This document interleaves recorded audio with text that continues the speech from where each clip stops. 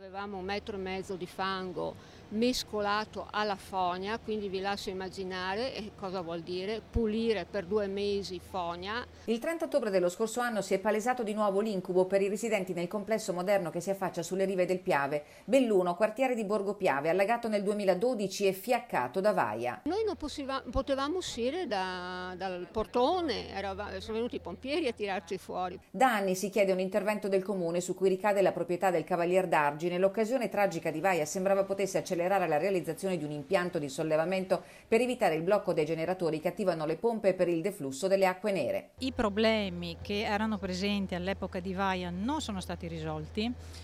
Quindi la regimentazione del deflusso e il reflusso delle acque non è avvenuta, quindi è ipotizzabile, probabile che dovesse ripetersi il caso, si ripeterebbero i danni. 30.000 euro quelli stimati, di cui si attende ancora un risarcimento parziale.